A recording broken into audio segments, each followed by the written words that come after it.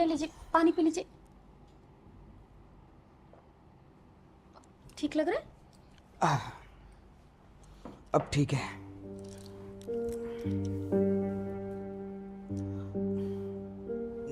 रिया, मुझे ना कुछ अच्छा नहीं लग रहा है कि 3 महीनों से मैं ऐसे ही पड़ा हूँ और तुम मेरा इतना ध्यान रख रही हो। और डॉक्टर ने भी जवाब दे दिया है, अगर 1 साल में मैं रिकवर ना हो पाया तो उसके बाद कोई गारंटी नहीं है।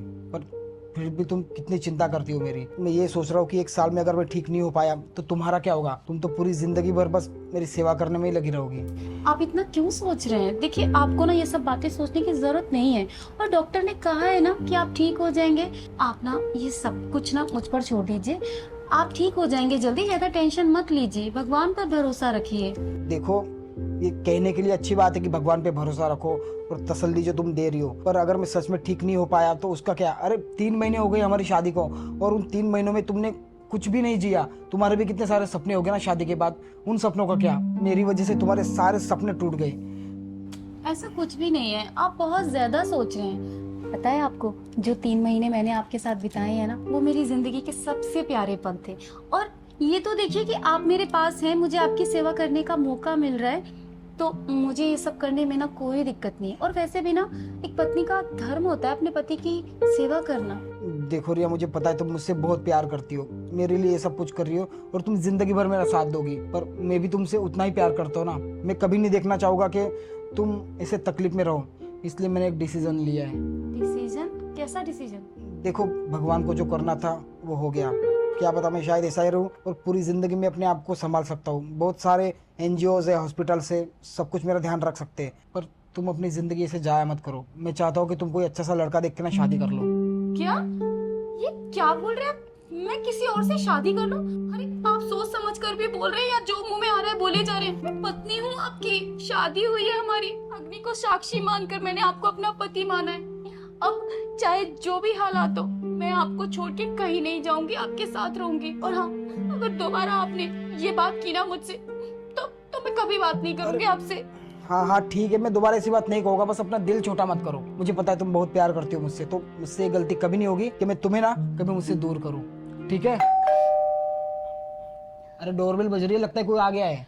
हाँ, मैं देख कर आती हूँ। ठीक है।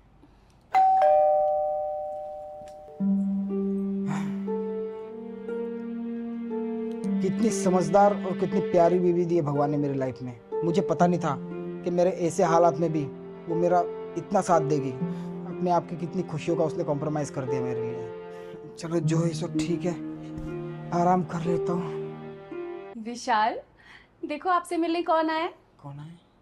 आपका दोस्त। अरे हर्ष, क्या बात है, इतने सालों बाद। अरे आजा आजा, बैठ। इतने सालों बाद अचानक कैसे? अचानक क्या, शूटिंग के पर्पज से आया था यहाँ पर और मैंने मनोहर से पूछा कि भाई विशाल है कहाँ, आजकल उसके बारे में कुछ पता नहीं चलता। उसने बताया कि तेरा एक्सीडेंट हुआ है। मैं सारा काम छोड़कर तेरे पास आया हूँ और तूने मुझे एक बार भी बताना नहीं जरूरी समझा, और भाभी आपने भी। अब क्या ही बताओ यार, मैं तू ऑलरेडी मुझे पता था कि इतना टेंशन में रहता है, तो मैंने सोचा कि क्या तुझे ये सब बताऊं। देख 3 महीने हो चुके, मेरा ऐसा एक्सीडेंट हो गया था ना, उसके बाद ऐसी हालत हो गया। भगवान को जो मंजूर था वो तो हो गया, पर तू टेंशन मत ले। तेरी भाभी जो है ना, मेरा इतना ध्यान रखती है ना, अरे मुझे तो महसूस ही नहीं होता कि मैं अपाहिज हूँ। अच्छा, और ये अपाहिज बोलना अपने आप को बंद कर। और रही बात भाभी की, भाभी के आते ही तू अपने दोस्त को भूल गया। चल कोई नहीं यार, जो होना था वो हो गया, पर तू टेंशन मत ले, मैं आ गया हूं ना, और तेरे सारे इलाज का पैसा ना मैं दूंगा। अच्छे से अच्छे डॉक्टर को दिखलाऊंगा तेरे को, और तेरे को ठीक करा के ही मानूंगा मैं। देख, आज भगवान ने 2 खुशियां दे दी मुझे। पहले तो मेरी वाइफ जो मेरा इतना ध्यान रखती है, और दूसरा मेरा दोस्त जो मेरी इतनी केयर करता है ना? हाँ, एक दोस्त तो केयर करता ही है और दूसरा दोस्त तो दूसरे दोस्त को पूछता ही नहीं है भाई है कहाँ आजकल। अरे बस अब शिकायतें ही करता रहेगा। ये बता, तू आया है तो रहने का ठिकाना क्या है तेरा? अभी तो यार कुछ सोचा नहीं है, रहूंगा तो होटल में ही रहूंगा, और क्या। अभी तू पागल है क्या? इतने सालों बाद आया है और अपना खुद का घर छोड़ के तू यहाँ पे होटल में रहेगा? मुझे अच्छा लगेगा क्या? अरे यार, मुझे पता था तू ऐसे ही बातें करेगा। देख, भाभी तेरी केयर करती है यहाँ पर, तेरी तबीयत भी खराब है, और मैं नहीं चाहता कि तुम दोनों के ऊपर मैं बर्डन बनूं। एक तरफ दोस्त कहता है, भाई कहता है, और दूसरी तरफ अपने आप को बहुत समझता है। देख, ऐसी बातें तो ना तू बिल्कुल भी मत कर, ठीक है? आज से तू यही रहेगा, चाहे तू जितने भी दिन रहे। चल ठीक है, अगर तू कह रहे ना तो मैं 2 दिन के लिए तेरे पास रुक जाऊंगा। ठीक है। और हाँ, तू काफी थका हुआ लग रहा है, जा भाई पहले फ्रेश हो जा, तब तक भाभी तेरे लिए चाय बना देगी। ठीक है, मैं चाय बना देती हूँ। पर तू टेंशन मत ले, अब मैं आ गया हूँ ना, हाँ तेरे को ठीक करा के ही मानूंगा मैं। ठीक है। और ये बता, शराब वराब छोड़ी कि नहीं तूने? अरे हाँ यार, बहुत हाथ ऊपर है मेरे, अब छोड़ दिया सब कुछ।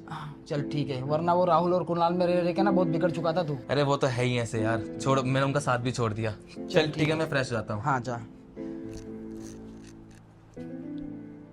देखो, एक बीबी के साथ साथ भगवान ने मुझे एक अच्छा दोस्त भी दे दिया। अब मुझे किस बात की चिंता, चाहे मैं पूरी जिंदगी भर ऐसे पड़ा रहूं।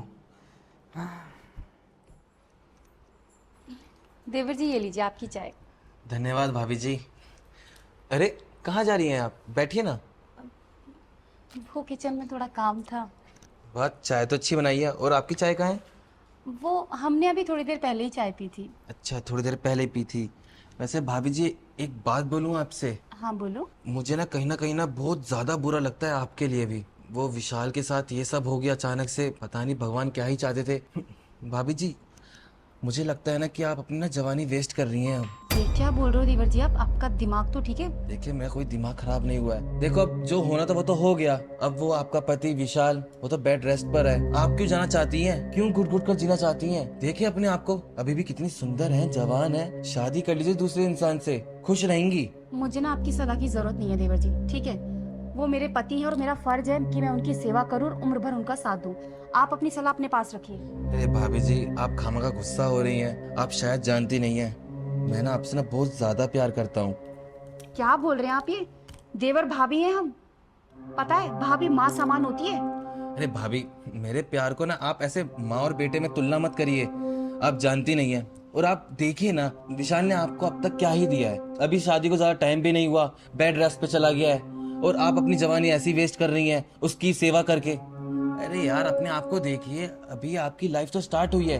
आपके भी कुछ सपने होंगे शादी के बाद के, कि मैं ये सब करूंगी, अच्छे अच्छे कपड़े पहनूंगी, अच्छी जगह घूमने जाऊंगी। अभी तक लेके गए कहीं भी नहीं ना। आप मुझे जानती हैं कि मैं कितना अच्छा कमाता हूँ, शूटिंग लाइन में हूँ, और आपको वो सारी खुशियां दूंगा जो आपने आज तक सोच रखी होगी। अरे कैसे दोस्त हो? तुम्हारा दोस्त बिस्तर पे पड़ा है और तुम उसकी बीवी पर लाइन मार रहे हो। शर्म नहीं आ रही तुम्हें ये सब बोलते हुए? भाभी जी, लाइन नहीं मार रहा हूँ, आपसे अपने प्यार का इजहार कर रहा हूँ। देखिए, मैं आपसे प्यार करता हूँ, इसलिए मैं आपको वो सारी खुशियां देना चाहता हूँ। और मैं ना आपको ना ऐसे घुट घुट कर ना देख नहीं सकता। तुम मुझसे कोई प्यार व्यार नहीं करते। तुम ना ये सब इसलिए कर रहे हो क्योंकि तुम्हारा दोस्त बिस्तर पे है और तुम इस चीज का फायदा उठाना चाहते हो। मैं सब समझती हूँ तुम जैसे लोगों को। मैं फायदा नहीं उठा रहा, और शायद मैं अपने दोस्त का भला ही सोच रहा हूँ। वो भी कहीं ना कहीं यही सोच रहा होगा कि उसकी बीवी ऐसे घुट घुट कर ना जिए, वो कहीं और शादी कर ले। मैं उसके बारे में तो सोच रहा हूँ, और मैं आपका हाथ थामूंगा और आपको अच्छी जिंदगी दूंगा। क्या बकवास करे जा रहे हो? दिमाग खराब हो गया है क्या तुम्हारा? तुम होते कौन हो मुझे अच्छी जिंदगी देने वाले? मैं तुम्हारी ये सब बकवास इसलिए सुन रही हूँ क्योंकि तुम मेरे पति के दोस्त हो, वरना इतनी देर तुम यहाँ बैठे नहीं होते। अब चुपचाप यहाँ से निकलो, चलो। भाभी, अब यहाँ से निकलने का वक्त नहीं है। अब मेरा वक्त है आपके दिल में जगह बनाने का। देखिए, आप मेरी बात मानिए, मेरी सारी बातें ना बहुत अच्छी हैं और मैं आपको बहुत खुश रखूंगा। शादी कर लीजिए आप मुझसे। अरे पागल हो गए क्या? छोड़ो मेरा हाथ। तुम्हारी हिम्मत कैसे हुई मेरा हाथ पकड़ने की?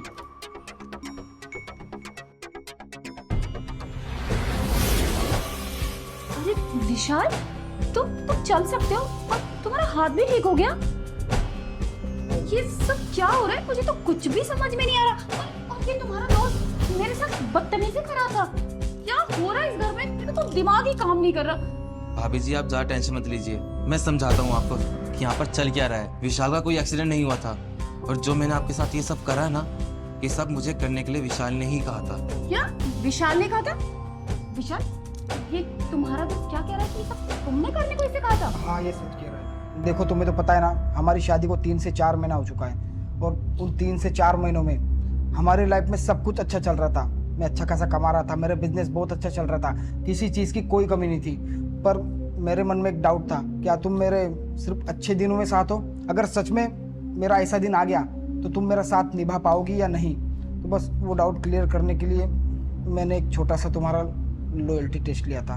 मतलब अपना डाउट क्लियर करने के लिए तुमने अपने दोस्त को मेरे साथ ये सब करने के लिए बोला? अरे तुम्हें मुझ पर विश्वास नहीं था क्या? तुम्हें क्या लगता था कि मैं तुम्हें ऐसी हालत में छोड़कर चली जाऊंगी? अरे विश्वास तुम पे पूरा है मेरा, पर मैं क्या करता। अब इस सोशल मीडिया रील के जमाने में ऐसी ऐसी पोस्ट मेरे सामने आने लगी हस्बैंड और वाइफ के ऊपर कि मेरा दिमाग खराब होने लग गया। तो इसलिए मैंने सोचा कि तुम पे भरोसा तो है, बस थोड़ा सा यकीन और हो जाए, इसलिए मैंने ये सब किया। तुमने ना ये सब करके अच्छा नहीं किया, तुमने मेरा दिल दुखाया, मुझे बहुत दुख हो रहा है आज। अरे इतनी टेंशन मत लो, देखो अब सब कुछ ठीक हो गया है ना। और हाँ, अब ना मुझे तुम पर ना पूरा यकीन हो गया है, पर वादा करता हूँ अगली बार से ना ऐसी कोई हरकत नहीं करूंगा जिससे तुम्हारा दिल दुखे।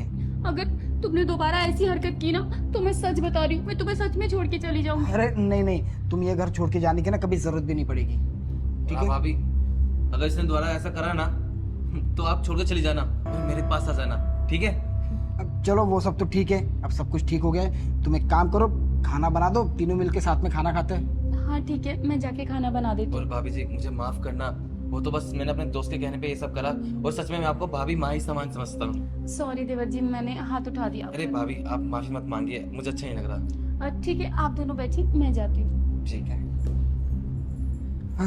ले भाई, हो गए तेरे डाउट्स क्लियर? और शक करना है तेरे को अपनी बीवी पे? नहीं नहीं, डाउट्स तो मेरे क्लियर हो गए, बस टेंशन मुझे इस बात की थी ना कि ये सब जब उसे पता चलेगा तो उसका क्या रिएक्शन होगा, वो कितना गुस्सा करेगी। पर मेरी बीवी ना समझदार भी निकली। तू खुश नसीब है, देखो ऐसी बीवी मिली है, समझदार और सुंदर। हाँ, खुश नसीब तो और एक चीज में हूँ कि मुझे ऐसा दोस्त मिला है। बहुत सही बहुत सही। पहले चाटा पड़वा दिया, अब खुश नसीब भी बना ले। कोई नहीं, चाटे के बदले खाना भी तो खिला रहा हूँ। हाँ हाँ, खाना खिला है।